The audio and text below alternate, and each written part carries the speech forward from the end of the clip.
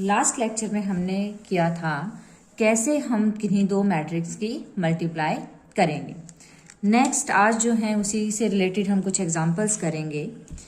If f x is equal to x square minus 4x plus 1 then find f of a when a is equal to this. हमें क्या करना है, हमें इसकी value निकालनी है अगर हमें ए मैट्रिक्स गिवन है। तो हमारे पास क्या है, एफ एक्स की वैल्यू है। हम क्या करेंगे, यहाँ x की जगह a पुट कर देते हैं क्योंकि हमें एफ ए चाहिए। तो हमने क्या किया, x की जगह a पुट किया, यहाँ भी x की जगह a पुट किया, यहाँ भी x की जगह a पुट किया। अब x तो एक वेरिएबल था और a हमारा क्या है, मैट्रिक्स है। जब भी किसी वेरिएबल में यहाँ कांस्टेंट नंबर होगा तो उसके साथ हम यूनिट मैट्रिक्स को कंसीडर करेंगे। आई यूनिट मैट्रिक्स की डेफिनेशन मैंने आपको बताई हुई है। यूनिट मैट्रिक्स क्या होता है, जिसमें डायगोनल के एलिमेंट्स जो हैं वो 1 होते हैं। अब हमें इसकी वैल्यू फाइंड आउट करनी है। तो अगर किसी भी क्वेश्चन में आपके पास ए स्क्वायर आ जाए तो सबसे पहले आपको ए स्क्वायर का मतलब पता होना चाहिए। ए स्क्वायर का मतलब ये नहीं है कि इसके सारे एलिमेंट्स के स्क्वायर कर दो, नहीं।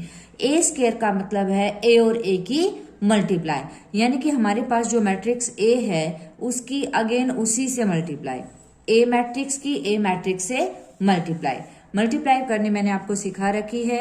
कैसे करते हैं पैटर्न, रो और कॉलम, रो की मल्टीप्लाई कॉलम से। तो फर्स्ट एलिमेंट की फर्स्ट से करेंगे 2 इंटू 2 प्लस 3 इंटू 1। अब सेकेंड कॉलम से करेंगे 2 इंटू 3 प्लस 3 इंटू 2। इसी तरह सिमिलरली सेकेंड रो की इन दोनों कॉलम से जब हम मल्टीप्लाई करेंगे तो 1 की 2 से प्लस 2 की 1 से, 1 की 3 से प्लस 2 की 2 से। इसे जब हम सोल्व करेंगे 2 2 ज़ा 4, 3 1 ज़ा 3, 2 3 ज़ा 6, 3 2 ज़ा 6, 1 2 ज़ा 2, 2 1 ज़ा 2, 1 3 ज़ा 2 2 ज़ा 4। इसको सोल्व करने पे हमारे पास ये मैट्रिक्स आ गई है। इट मीन ये किसकी वैल्यू आई है, ए स्क्वायर की। अब हमें ये फाइंड आउट करना है तो हमने क्या किया, ए स्क्वायर की जगह ए स्क्वायर की वैल्यू पुट की, -4 एज इट इज, ए की जगह ए मैट्रिक्स की वैल्यू पुट की, प्लस 1 एज इट इज, आई की जगह हमने यूनिट मैट्रिक्स 1 0 0 1। अब हमें क्या करना है, इसको सोल्व करना है। ये मैंने आपको पहले ही सिखाया हुआ है, इसे कैसे सोल्व करेंगे। ये हमने एज इट इज लिखा, 4 इस पूरे के साथ मल्टीप्लाई में है तो 4 को अंदर ले जाओ। जब हम 4 को अंदर लेके जाएंगे तो इसकी हर एक एलिमेंट से मल्टीप्लाई हो जाएगी। 4 2 ज़ा 8, 4 3 ज़ा 12, 4 1 ज़ा 4, 4 2 ज़ा 8। सिमिलरली 1 को अंदर लेके जाएंगे तो ये सेम रहेगा 1 0 0 1। अब इसके कॉरेस्पॉन्डिंग एलिमेंट्स को हम सोल्व करेंगे। जैसे फर्स्ट एलिमेंट लो तीनों के 7 -8 plus 1, second 12 -12 plus 0, 4 -4 plus 0, 7 -8 plus 1। तो ये वैल्यूज जो है हमारे पास सारे क्या आ गई हैं, 0 0 0 0। इट मीन्स ये जो मैट्रिक्स है वो हमारा क्या बन गया है, जीरो मैट्रिक्स।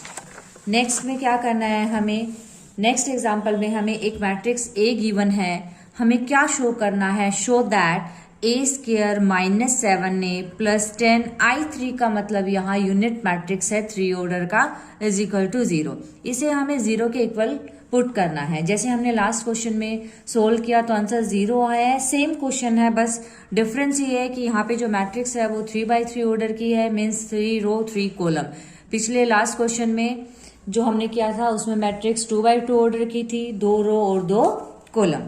तो सोल्व मेथड वही रहेगा। सबसे पहले मुझे इसमें ए स्क्वायर की वैल्यू चाहिए, तो ए स्क्वायर फाइंड आउट करने के लिए हमें क्या करना पड़ेगा, ए और ए की मल्टीप्लाई।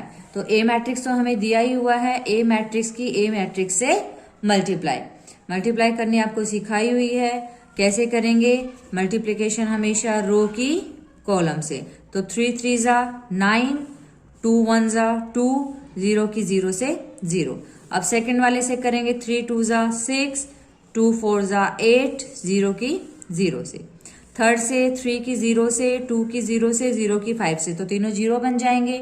नेक्स्ट सेकंड रो की इन तीनों से मल्टीप्लाई करेंगे तो 1 की 3 ज़ा 4 1 ज़ा 0 की 0 से। फिर सेकंड वाले से 1 की 2 से, 4 की 4 से, 0 की 0 से। थर्ड से 1 की 0, 4 की 0, 0 की 5 से। ठीक है। अब थर्ड वाली रो की तीनों से करेंगे तो 0 की 3 से करेंगे 0, 0 की 1 से करेंगे तो भी 0, 5 की 0 से करेंगे तो भी 0। सेकेंड वाले से भी अगेन ये क्या बन जाएंगे 0, और थर्ड वाले से 0, 0, 5 और 5 25। तो ये वैल्यूज हमारे पास सोल्व करने पे 9 और 2 11, 6 और 8 14, 0, 4 और 3 7, 16 और 2 18, 0, 0, 0, 25। तो ये हमारे पास क्या आ गई ए स्क्वायर की वैल्यू। लेकिन हमें ये फाइंड आउट करना है तो ए स्क्वायर की जगह हमने ए स्क्वायर की वैल्यू पुट की, -7 एज इट इज, ए की जगह हमने ए मैट्रिक्स को पुट किया, +10 एज इट इज।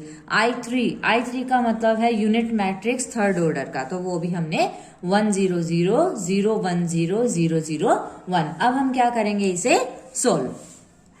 इसे सोल्व करने के लिए ये एज इट इज है, बाहर 7 है तो 7 की इससे मल्टीप्लाई की, हर एक एलिमेंट से 7 3 21, 7 2 14, 0, 7 1 7, 7 4 28, 0, 7 0 0 एंड 7 5 35। 10 को अंदर लेके जाएंगे तो 10 0 0 0 10 0 0 0 10। अब इनके जो कॉरेस्पॉन्डिंग एलिमेंट्स हैं उन्हें हम सोल्व करेंगे। जैसे फर्स्ट एलिमेंट यहाँ पे 11 माइनस का 21 प्लस का 10, 14 माइनस 14 प्लस का 0, 0 माइनस 0 प्लस 0। इसी तरह हमें सारे कॉरेस्पॉन्डिंग एलिमेंट्स को सोल्व करने पे जब तुम इन्हें देखोगे सारे के सारे एलिमेंट जो है उनकी वैल्यू क्या आ रही है 0। यही हमें क्या करना था, प्रूव करना था। नेक्स्ट एग्जाम्पल में हमें क्या दिया हुआ है, दो मैट्रिक्स गिवन है ए एंड बी। हमें वेरीफाई करना है कि ए प्लस बी का ट्रांसपोज इज इक्वल टू ए का ट्रांसपोज प्लस बी का ट्रांसपोज। ट्रांसपोज क्या होता है ये मैंने आपको लेक्चर फर्स्ट में मैट्रिक्स के डेफिनेशंस में बताया था। ट्रांसपोज का मतलब होता है रो को कॉलम में कन्वर्ट कर देना। अब मुझे ये वेरीफाई करना है तो हमने इसकी लेफ्ट हैंड साइड ली है, लेफ्ट हैंड साइड में ए प्लस बी का ट्रांसपोज है तो पहले हम ए और बी को ऐड करेंगे। ए की जगह ए की वैल्यू प्लस बी की जगह बी की वैल्यू। अब इन दोनों मैट्रिक्स को ऐड करेंगे तो 2 माइनस 2, माइनस के 2 और माइनस के 2, माइनस के 3 प्लस का 1, माइनस के 1 और प्लस माइनस माइनस यानी कि -3। इसको सोल्व किया तो 2 माइनस 2 0, -4, -2 और -4, ये वैल्यू हमारे पास आ गई है। अब हमें क्या करना था, हमें तो a प्लस बी का ट्रांसपोज चाहिए, ये वैल्यू तो a प्लस बी की आई है तो हम क्या करेंगे इसका ट्रांसपोज कर देंगे, यानी कि ये जो वैल्यू हमारे पास आई है इसका ट्रांसपोज। और ट्रांसपोज का मीनिंग मैंने आपको बताया है, जो रो होती है ये ऐसे लिखी हुई है 0 - 4, इसको हम ऐसे लिख देंगे 0 - 4। ये रो है -2 - 4, इसको हम कॉलम बना देंगे -2 - 4। इसी तरह राइट हैंड साइड में ए का ट्रांसपोज और बी का ट्रांसपोज है तो ए की वैल्यू लिखी उसका ट्रांसपोज प्लस बी की वैल्यू रखी उसका ट्रांसपोज। इनका जब हम ट्रांसपोज करेंगे तो ये जो रो है वो कॉलम बन जाएगा, ये वाली रो कॉलम बन जाएगी। सिमिलरली इसमें भी ये रो है कॉलम, ये रो भी कॉलम।